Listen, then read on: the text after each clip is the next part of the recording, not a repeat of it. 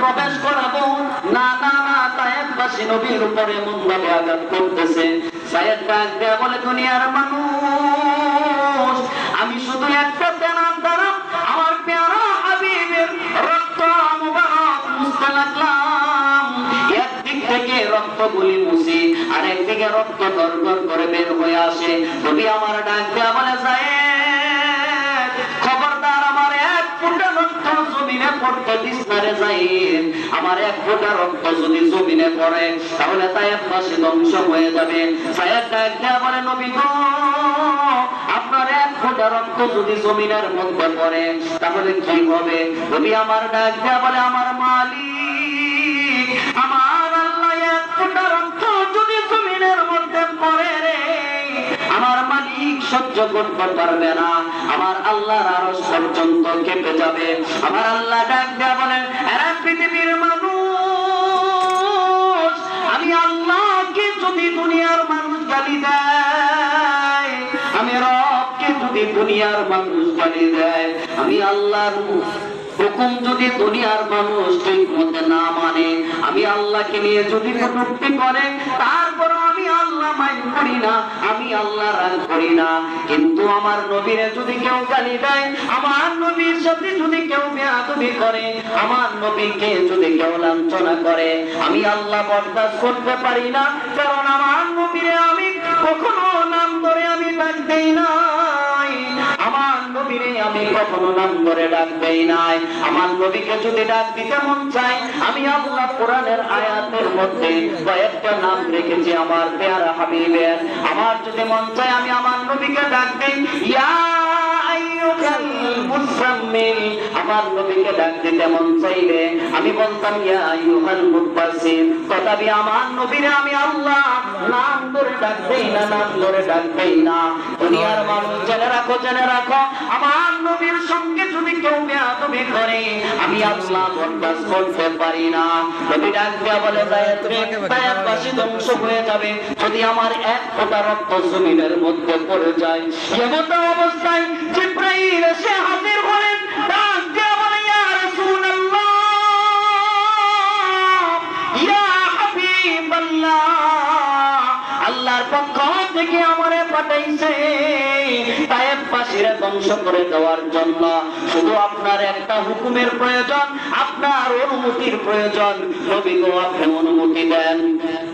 নবী আপনি অনুমতি দেন।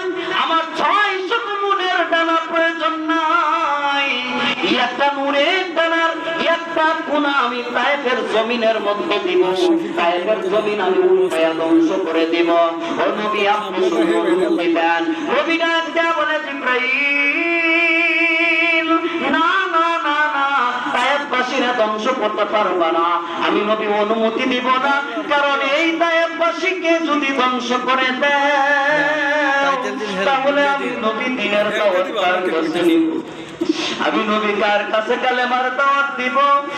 জিবরাইল, না না, তায়েফবাসী আজকে বুঝতেছে না, কিন্তু একদিন ঠিকই বুঝবে। আমি আব্দুল্লাহর ছেলে মুহাম্মদ, আমার কোনো শর্ত নাই, আমার কোনো অর্থ প্রয়োজন নাই, আমি শুধু আমার উম্মতকে ভালোবাসি, আমি শুধু আমার উম্মতকে মুহাব্বত করি। আমি নবী চাই না আমার একটা উম্মত ওই জাহান্নামের ভয়াবহ আগুনের মধ্যে জ্বলুক, আমি নবী বরদাস্ত করতে পারি না। হাসরের ময়দানে সমস্ত উম্মত, নবীদের উম্মতরা যখন নাফসি নাফসি বলবে, ইতিমধ্যে আমি নবী আমার উম্মতদেরকে খুঁজে খুঁজে আমি হাউজে কাউসারের সামনে দাঁড়াইয়া ডাক দিয়ে বলবো, উম্মত আয় আয় আয়, আমার বরকতি হাতে হাউজে কাউসারের পানি পান করো, পান করে করে ওই যে দেখো জান্নাতের মধ্যে ঢুকে যাও। হ্যাঁ আমার বন্ধুরা, আমার যা বলতেছিলাম, প্রিয় নবীজি তায়েফের ময়দানে মাইর খাইছে, জিবরাইল অফার দিছে, নবী গো অনুমতি দেন, তায়েফবাসীরা ধ্বংস করে দেব। আমার আল্লাহর কোরআনের আয়াত সত্য। আল্লাহ বলেন, আমার নবীরে আমি রাহমাতাল লিল আলামিন হিসেবে পাঠাইছি। এই নবীর ভিতর যদি মায়া না থাকতো, দয়া না থাকতো, তাহলে নবী সেদিন জিবরাইলকে বলতো, জিবরাইল তায়েফবাসী কালেমা গ্রহণ করে না, ওদেরকে ধ্বংস করে দাও। ঠিক কিনা বলেন? কি জন্য দোয়া করে গেছেন, দোয়া। আর জিব্রাইল বলছে, জিব্রাইল খবরদার আমার তায়েফবাসীর উপর একটা আঘাত করবা না। এই তায়েফবাসী আজকে বুঝে নাই আমি মুহাম্মদ কি চিনি, কিন্তু একদিন ঠিকই বুঝবে, একদিন ঠিকই আমার কাছে কালেমা পড়বে, এক আল্লাহর দিনের দাওয়াত গ্রহণ করবে।